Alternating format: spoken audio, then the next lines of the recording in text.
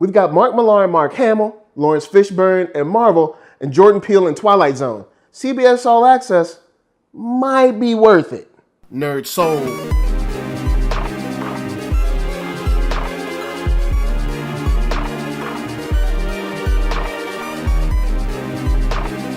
Late Ill Kid at OneYoungsta holding it down, bring you that StreetGeek and NERDSoul. What is up, my people, today? Oh yeah, we coming with another wonderful episode of Dropping Jewels.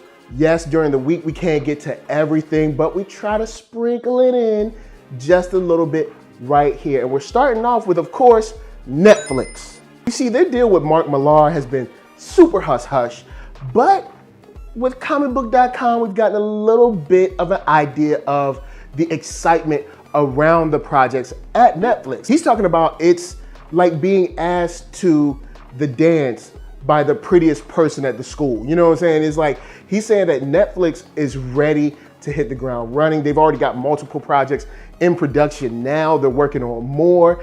And the good thing about this is that he's saying that to him, if he was to give this to a studio, you know, you might see some projects, maybe 2 or 3, trickle out over the next 10 years. But he's talking about, like, you know, Netflix is pretty much putting down the pressure, doing double time, because they've got so many formats. You know, they have animated, they got films, and they have just like actual TV series. So, I mean, there's so much for them to do. And it seems like they're just as excited as he is, which is a very good thing for us, because of course broadening the genre is always good.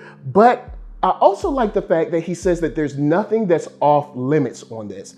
And I mean, of course, there's certain properties that Netflix doesn't have, but as far as like the stories that they will tell, the new stories that he's writing, you know, it seems like this is going to be the Wild West for them. And I like that.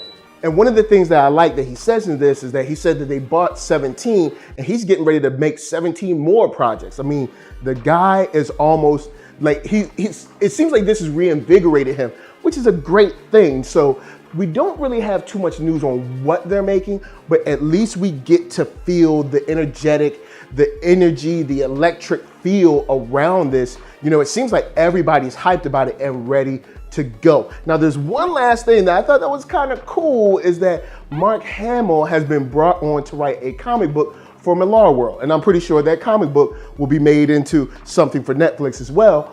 But it's very cool to see, like, they're already pulling like celebrity names to do cool stuff. Like, yo, Netflix is not playing. So guys, what do y'all think? Holla at me, I'm gonna holla at you down in them comments. Let's talk about some Millarworld, because it looks like this thing is gonna be a lot bigger than any of us thought. But let's move on to our boy Laurence Fishburne. So next up is, of course, the news coming out of Collider about Laurence Fishburne. They're talking about, you know, hey, he's already on DC, but he's now been cast in Ant-Man and the Wasp.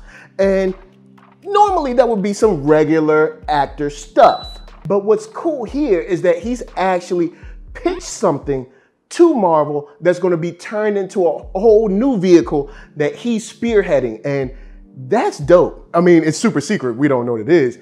And we'll talk about a little bit of what I think first, but I mean, in a second. But first, I'm just saying, look at how much the grind is when it comes to Laurence Fishburne. Like, that dude is not playing. I mean, he's got Perry White. Now he's on Ant-Man and the Wasp. And he's also pitching projects, which is something cool to me, because I think you're never too big to pitch a project. I mean, look at Laurence Fishburne. Dude, that's like Blackish. He's been Morpheus. He's done tons of movies. You know what I'm saying? Like, all over the place. And dude has been in the game forever, but he's still like at a level where it's like, yo, let me pitch something to you. I like the fact that he's staying fresh in his own ideas and pitches and thoughts, and hopefully it brings us something sweet. Now, what do I think it is? Or not what I think it is, what I hope it is. What I would really like to see, because they already have Doctor Strange, I would like to see Brother Voodoo. I mean, why not? And don't call it Brother Voodoo. I would like to just see it called Voodoo, but I think that could be really cool. I mean, we've already done the Earth stuff. We've got the Earth stuff on lock.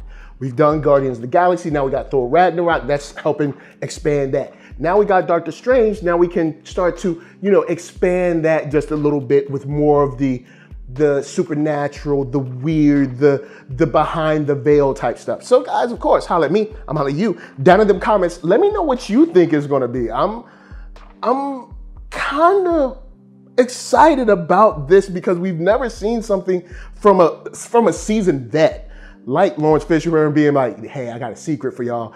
I think it's pretty cool. So we're gonna move on, but before we move on, of course, Kiro brand is gonna help us pay them bills.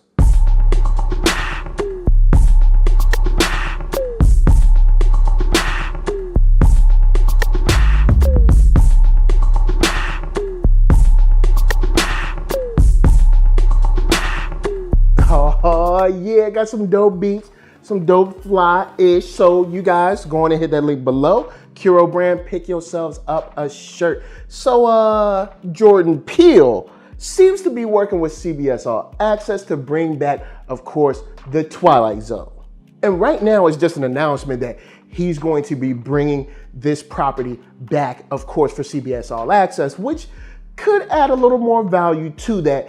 And they've been staying hush-hush because we're not sure if they're in production or if they're in development or what, but I wouldn't mind seeing something like The Twilight Zone being brought to us by Jordan Peele, because I wouldn't mind going back to the world of like the strangeness of Get Out, the weirdness of The Sunken Place, all that stuff. And I think only things like, of course, Black Mirror have helped kind of bring a resurgence to this kind of weird anthology storytelling. And as someone who grew up on like Twilight Zone, Outer Limits, Tales from the Crypt, I'm all for this. But guys, my question to you is, are you still interested in CBS All Access?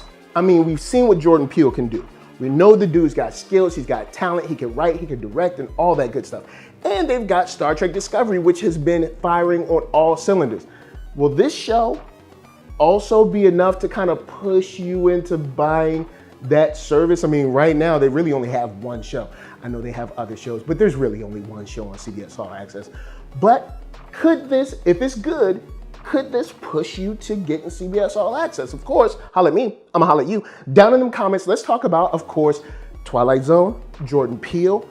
What do you think that will bring? How crazy or weird or eclectic could it be? And are you on the CBS All Access train or not? Anyway, before I bounce, I gotta tell you guys to hit up ThatNERDSoul.com. That's right, check me out right there. All my videos for the oldest, newest, latest, greatest, and all of that. Then hit up shop.thatnerdsoul.com and pick yourself up a t-shirt, player. And don't forget to get one for them playettes. Then come back here, like, comment, subscribe, and share some Nerd Soul. That's right, there is no other way that I can show people that you like what you were watching. And LA, what up? VA, what up? RVA, you got my heart, so please be good to yourselves.